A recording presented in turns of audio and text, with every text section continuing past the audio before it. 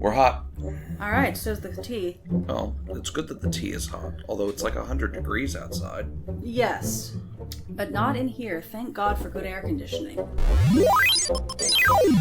This week on the Played podcast, we begin our month of mystery with the classic board game, Clue.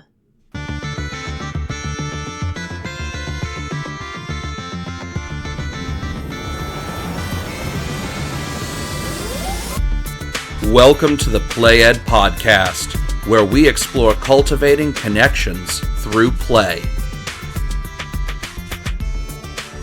Hello and welcome to the Played podcast. I'm your host, Laura. And I'm Chris. And we are here today to explore cultivating connections through play. So I've got a quick bit of housekeeping to do before we get started. I was looking through my Apple Podcasts, and I noted that if you look at our show on the Podbean app, you can find all of our helpful show notes. And if you go to some of the other podcatchers, Like Apple Podcasts? they disappear and just become plain text. They have no show notes. Exactly. So, my temporary solution to this is I will be including in every show description the name of our show page, which is .podbean.com.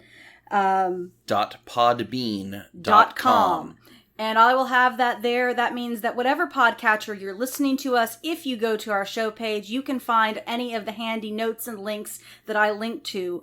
Because with our last episode, we had links to some videos and handouts and some bonuses from IEW. I know when we were talking about ACIS with GMT Games over the last few weeks, we had a whole wealth of links related to those. Some playthrough videos on YouTube, as well as a bunch of development notes.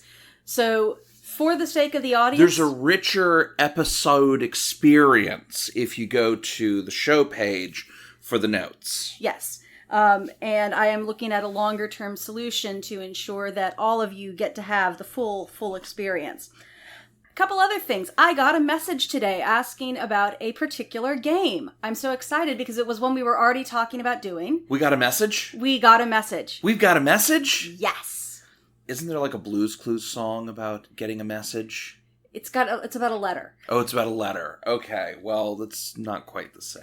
But we got a message! We did. Asking, actually about Right Start Math, which uses games. Oh, okay. So my short answer is yes, we do have that in our plans to cover. We will be... we'll do an episode on it. The next few episodes, we're going to focus on things like deductive reasoning, because this is rolling into October as we record this. And so we thought, what better theme around Halloween than to discuss mysteries? Yes. But we do have plans in the future. And in the meantime, yes, definitely, you can always write to us if there are games that you'd like to request. We might be able to review them. We might, if we're unfamiliar, be willing to look into them. But we always love having audience contact. I will tell it to you now, and I'll also do it at the end of the show. If you want to write a request to us, you can write to us at playedpod@gmail.com. You are also free to message us on Twitter or Instagram through their direct messaging. Our handles for both of those are playedpod. And we have a Facebook page, Played Podcast, which you can send to us messages. Any of those are ways that you can get in contact. If there is a game that you would like to hear us talk about, please let us know through that, and we will put it into consideration. Also, we have a couple of updates about games that we have talked about in the past. Just last month, we were speaking with the developers of Ancient Civilizations of the Inner Sea, and the Vassal module is now live. Yes, it is. And they are accepting pre-orders on the follow-up game, which they teased us with during the interview. The Ancient Civilizations of the Middle East is now accepting pre-orders. Excellent. Yes. Also, several episodes back, we talked about that wonderful card game, Magic the Gathering, I believe is part of a whole host of games that travel really easily. It's been 20 years since there has been a Magic the Gathering game that I have been interested in doing. We are card-themed release. Yeah, card-themed release. I mean, we've been very much a let's buy lots of late 90s cards on eBay kind of people. They just released Throne of Eldraine, which is all fairy tale inspired. And looking through the card manifest, it really is a very cool implementation of a whole bunch of fairy stories and related tropes within the context of Magic the Gathering. So, if you've got an interest in fairy tales and have been on the fence about Magic the Gathering, this might be the set to start taking a look at. yes. Otherwise, it may be worth keeping an eye out for some of those cards, or at least reading the card manifest to see how some of those tropes and illustrations and ideas that are de rigueur in fairy tales make their way into a game setting. It's certainly a variant that has made me completely reconsider the new elements of the game and be more than willing to get back in. We'd even have one that might be tournament play. No, let us not go that way. I know exactly how much it would cost us to get tournament-worthy decks for all the kids. Yeah, no, not going Not there. happening, no. Don't go in there. Don't go in there. Yes. But, as you had said just a few minutes ago, by the time that we publish this recording, it will be October, even if it doesn't feel like it in Texas. Does it ever feel like October in Texas? Usually like on the 29th or so, it finally does.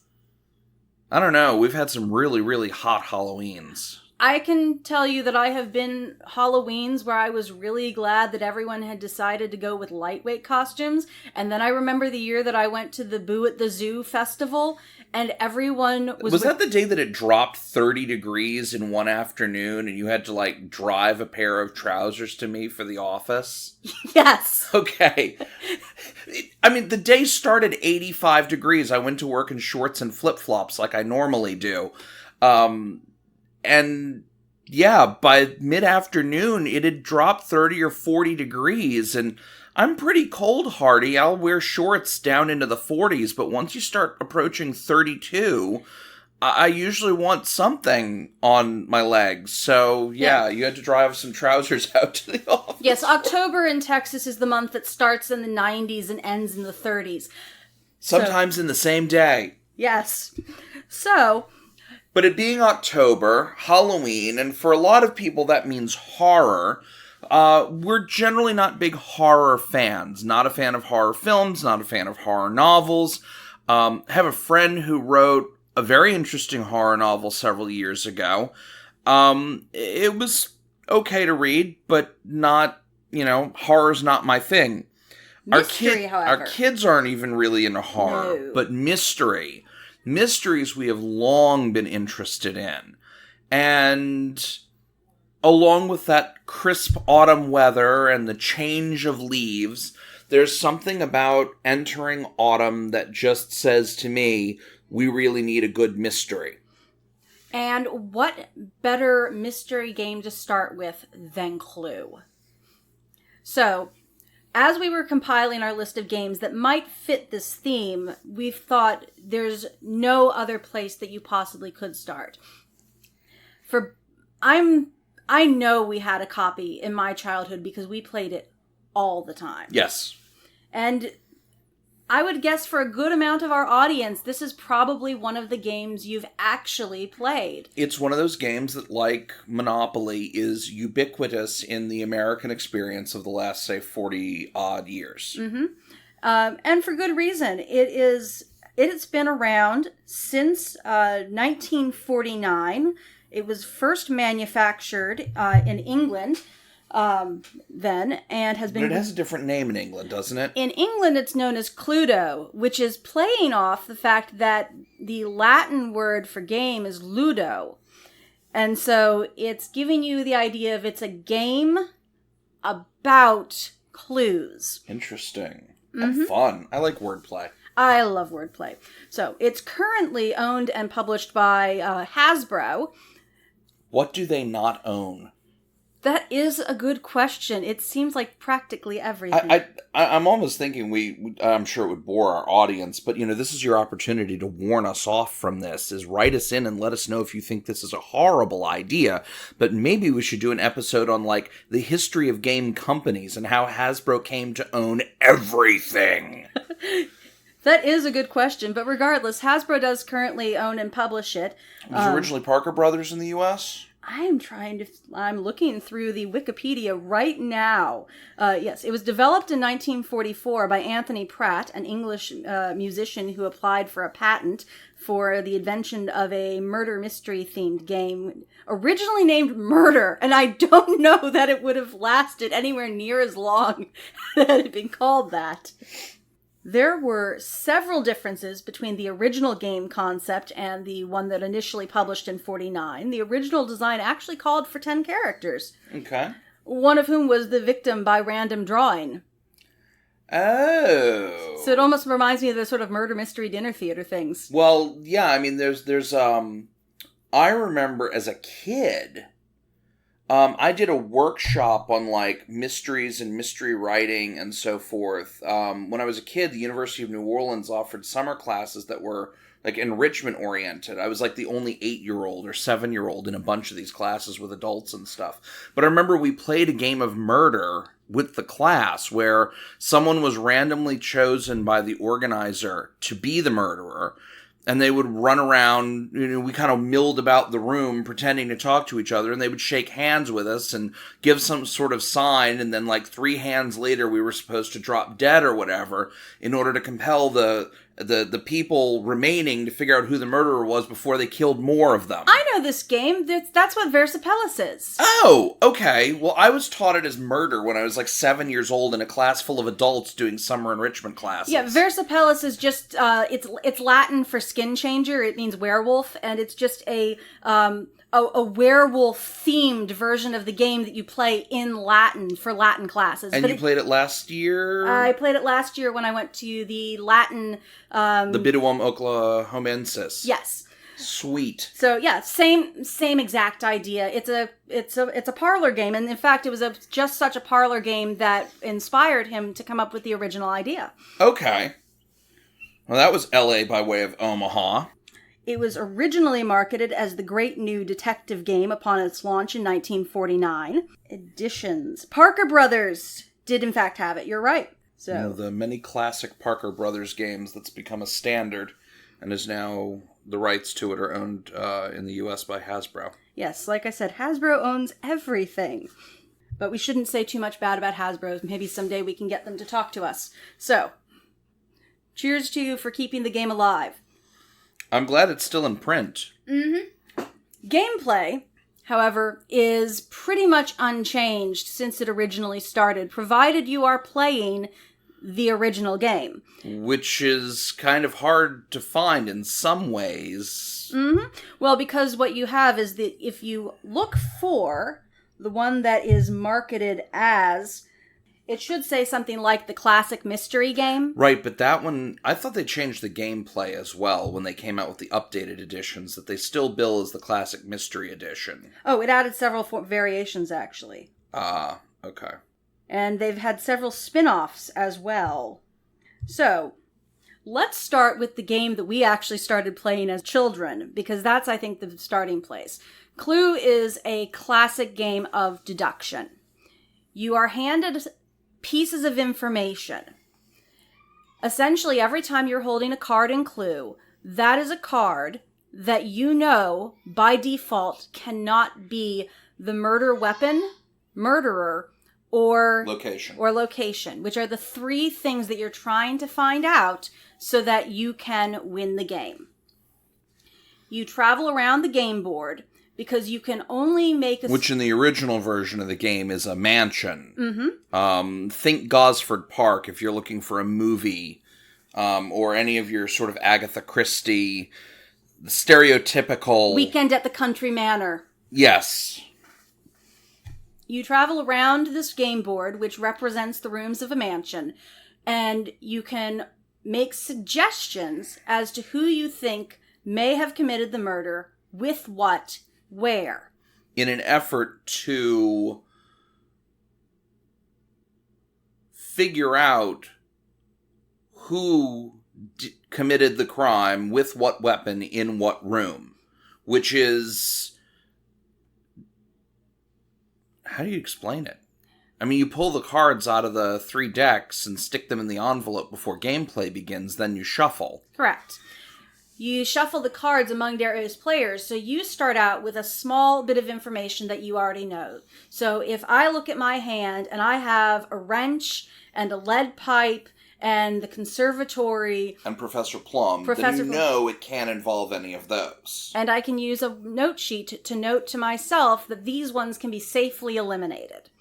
But I don't know anything else. What's in the other player's hands? And so the aim of the game is that as you travel around the game board making suggestions, you are trying to determine how much do the other people know and how can I get that information to them. So you have to use a degree of strategy in what kind of questions you want to ask and where you want to travel, as well as using the work of process of deduction to, from that information, determine that if these 5 weapons weren't used, then the 6th remaining weapon must be the one. So, it's a game that will cover things like deductive logic with lots of practicum, as well as observational and strategic thinking skills. Mm-hmm. You move around by dice roll, so there is some luck involved in being able to move the number of spaces you need to get from point A to point B.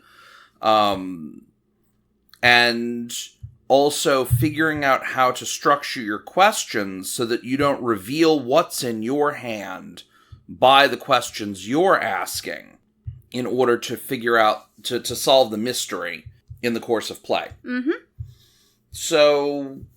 I think that the thing to keep in mind that deduction as a skill is one that requires a lot of development. On the one hand, it seems very simple. It's simple if you're provided all the facts, but at that point you're not actually deducing anything. You're simply drawing the logical conclusion from the presented facts. Mm-hmm. Deduction means you have to assume facts not in evidence, or you have to piece together the pieces of information you don't have. Mm-hmm.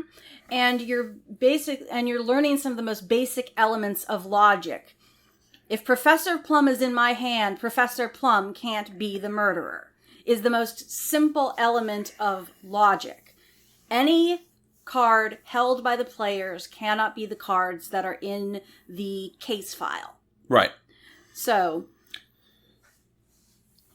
it sounds really simple when you've been doing it for years, but my memory of being a child playing this game was that it actually is a pretty sophisticated leap to make that recognition. Yes, it requires a great amount of abstract thinking, which really kind of brings up what age is this appropriate for? Officially, Hasbro says this is ages 8 and up. I recall I was probably 6 or 7 when I started playing, but I don't think I really started to get the hang of it till I was around 10 or 12. Mm-hmm. Now, I would say that from playing the game, my favorite part of it were those secret passages. Yes. And that's because the secret passages allow for also that element of strategy that gets played in the game. Because your deductive reasoning has to be supported not merely by the information, but how you go about gathering it. Mm-hmm. There's a certain amount of luck involved. You roll a die and that determines how many spaces you can move in your turn. The question is, where are you moving to?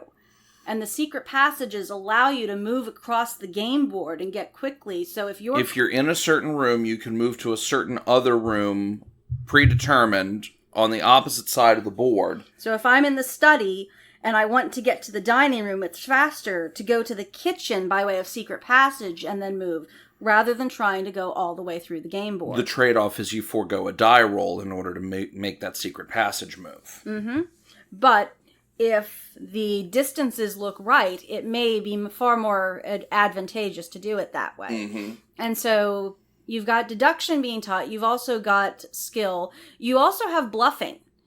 Because yes, if you have a card in your hand, then you know a piece of information. That's not necessarily a piece of information that you want to tell the other players. So asking a question about a card that you already know is eliminated makes it a little harder for them to realize that that piece can safely be taken off the board, so to speak. You can create some confusion among other players once you become a more mature and savvy player of the game. Mm-hmm. But I think at the heart of it is that element of deductive reasoning. And yeah, I seem to remember 6 or 7. Probably 6 or 7. I know that we moved when I was 7, and we were probably playing it by then. Because that and Monopoly were our go-to board games, and Clue was one of the ones that was sort of a vacation, and if we traveled, that was one of the games that you would play. Yeah, it was a staple with one of my childhood best friends and I. We played Clue all the time, and we liked watching the movie, which was available on VHS by that point with all three endings. So that was delightful. Looking back as an adult, it's like, wow, I didn't get a fraction of the jokes that were in that movie, but it did make playing the game a lot more fun. Mm-hmm. That's actually one of the things that I will definitely need to put a link to in the show notes, because I loved that, and yes. And our kids love the movie now. And I think, as I said, the nice thing about it is the jokes are written in such a way that, like all good movies that are well written, it's funny, and all of the implied humor that might be on the risque side is done in such a way that you really do have to be of a certain age to get it. Yeah, absolutely. So, what kind of pitfalls do you think parents might run across if they want to introduce Clue to their kids? Well, and I'm gonna say that, if the parents are in our age cohort, they might want to look for the 1986 classic version through their game supplier of choice, rather than some of the newer, updated ones with what are supposed to be shinier graphics, but from what I've seen, it just doesn't feel right. I like that classic look and feel, and aesthetics, as we've mentioned on other episodes, are a huge deal. I think, quite frankly, the current production runs from Hasbro have terrible aesthetics. And I think they detract from the game. They detract from its enjoyability, from its replayability, changing the room names, in some cases, altering the layout. All those, I think, are intended to make it more appealing to hip, modern people. But I think part of the charm, at least for me, when I think about it, is that this was a game that taught me to ask, what is a conservatory? What is a billiard room, and what do you do in a billiard room, and why would a house have a billiard room? Mm-hmm. That, and I think the thing that struck me most is that I was always a kid who loved old-fashioned things, which was one of the reasons I loved it. I imagined the house that when I saw the movie Clue, it's like, yes, this is the house I was imagining. Yes. It was old. I was so sad when I learned it really was a set. Yeah. And then the actual house they used for the exteriors burned down. Alas. But there's something about, those old Victorian mansions, or even older mansions if you go look to those great houses in England, but with secret passages and wood and paneling and... Well, and that's the thing, is that, getting into that aesthetic question, that you can make...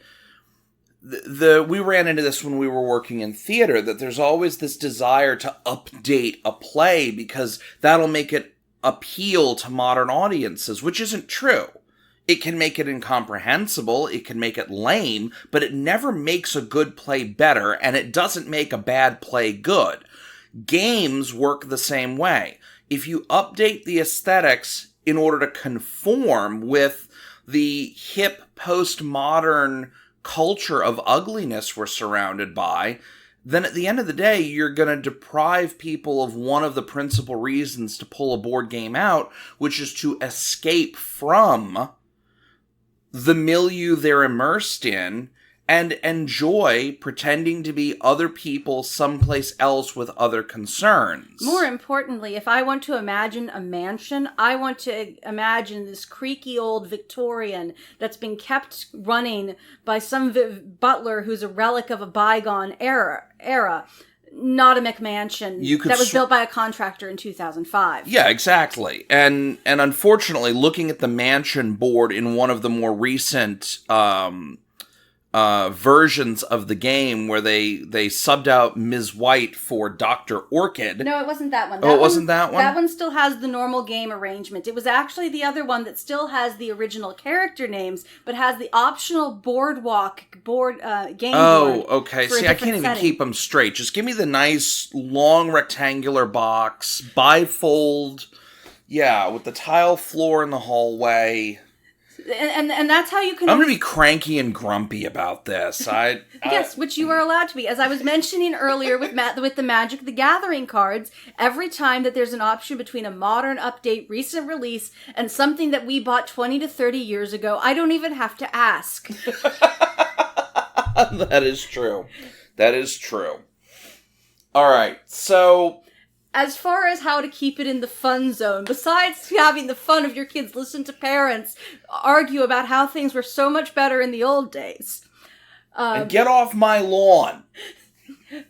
For recommended age, I do suspect that 8 for most kids is probably going to be about that, because deductive reasoning as a developed skill does take some time to get into place, and some of the pieces may not be in place until about 8. And it's not something you can force. When we talk about some of the pieces being in place for deductive reasoning, we're talking about neurological development in a child that can't be hastened. No amount of listening to Mozart or putting your kids in, preschool type classes is going to accelerate the neurochemical development and the physical development of the brain that enables that kind of abstract thinking. So if your kids aren't ready for Clue, be patient. Mm-hmm. Try again in 6 months or a year. Yeah. Other common... And we will have some games we're going to talk about over the next couple of weeks that would be appropriate for helping to teach younger children deductive reasoning. Yes. So, most common pitfall, I would say, is that, like all other competitive games... Somebody's got to win, somebody's got to lose. That can cause tears, especially if the child realizes that mom and dad or older siblings' ability to engage in deductive reasoning far outpaces their own. Correct. So, keep that in mind. Gauge your children. If you know you've got a hyper-competitive child... keep that in mind. If you know you've got a kid who gets upset because they tend to prefer those cooperative games, keep that in mind. Maybe this is not the right time. They may still need some growing up before they're able to handle the loss. Other common pitfalls. There is that element of luck. It notes that the gameplay can be between 10 and 60 minutes. I always remember Clue games taking a long time, with moving between rooms in order to do the deduction being the most time-consuming point. So keep in mind what that time limit is. Assume it's going to be on the longer end so that you don't end up with this, hey, we've got 30 minutes, what can we do? 30 minutes pass, you need to load the car to get to soccer practice or violin practice or whatever, and you've got a half-finished board game, and now everyone's upset because they don't know who's going to win. Something we did when I was a kid, at one point, we would roll the dice and then double the number of moves we could take from the die roll. The other thing we did is we just doubled the dice. It didn't occur to us to add a third, but since we had a Monopoly set with 2 dice, take the Monopoly set, take the Clue set, you roll 4 dice, everybody gets to move 4d6 around the board. That sped things up. But in some ways, the game length really is dictated by how many clues are the players starting off with, how closely are they keeping those to the vest, and how quickly can one of the players figure out what's in that envelope in the center of the board. Yes, because to some degree, what makes the game run faster is your observation of the questions the other players are asking. And what results they get. And trying to make leaps of logic as not only they, but you ask, or rather not only you, but they ask questions.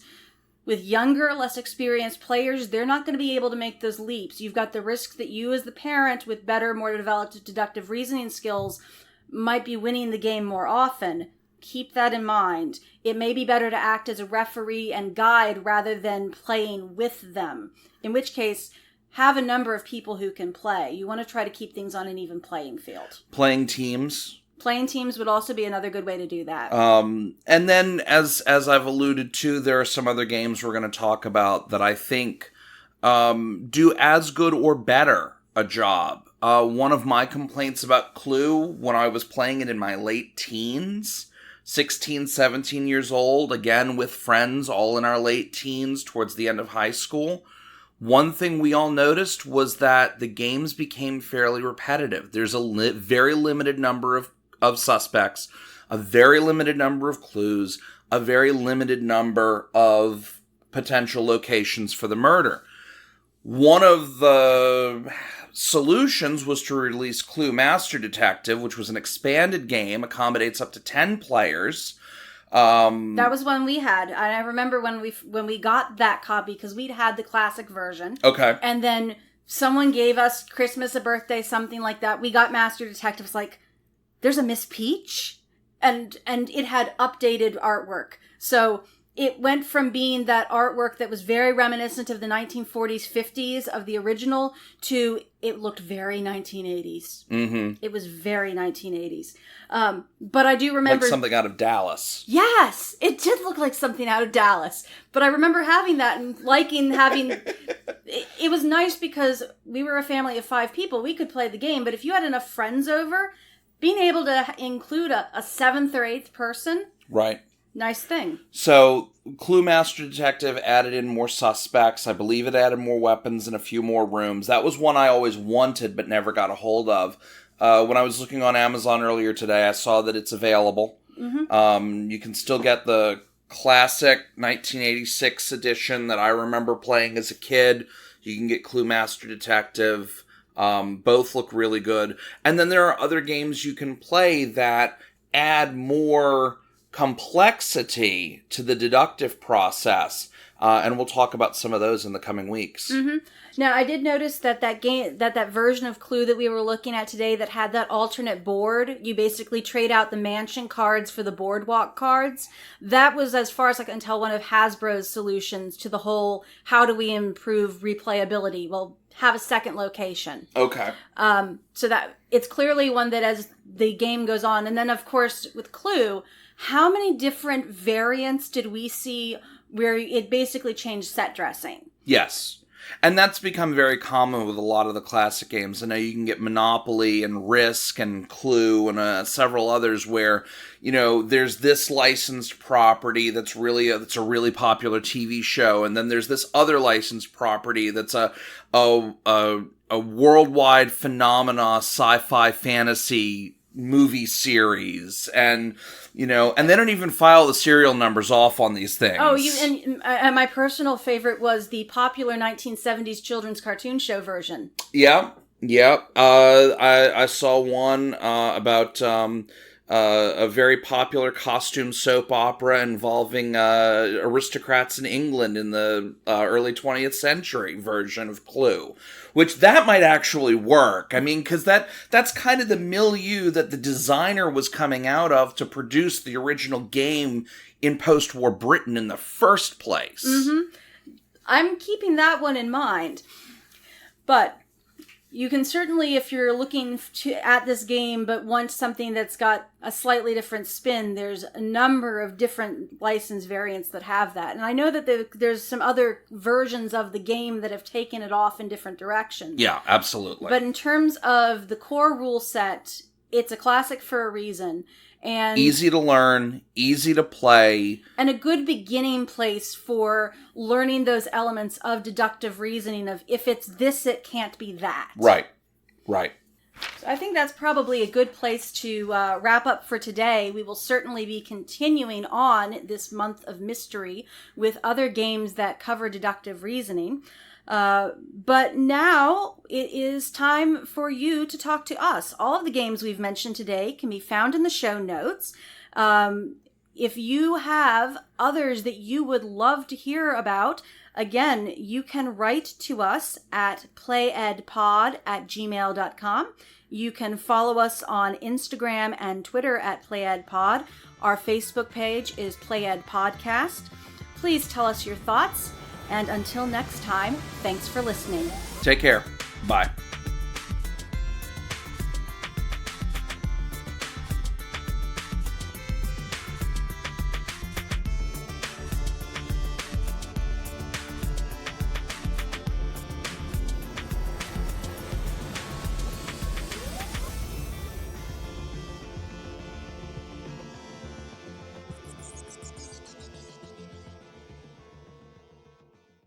Did you see I threw Clue Retro 1986 and Clue Master Detective into the Amazon cart? I did see that. We could probably just get one or the other. Probably. Master Detective accommodates up to 10 players. Oh, is that the one that added all the new characters? Yeah. Like Peach? Yeah. I remember that. We had that one. Okay. Yeah. That was the one I always wanted as a kid. Yeah, I remember we had that, and remember when we first saw it, it's like, what? There's extra people? Yeah. It's more rooms, more weapons, more suspects, so it's a harder game, but it accommodates more players. Mm-hmm. We have nothing on the history of Clue. I was just looking at our show format, and we can't talk about the history. It is amazing what you can do with Wikipedia history. All right. So I had a little bit of housekeeping to do before we start into today's main topic. A couple of things. One, I realized as I was looking through my iTunes it's not called iTunes anymore, is it? No. I don't know. I don't use Apple stuff. I think they now call it Apple Podcasts. I'm old. Anyways, I noticed looking through... Just start that over.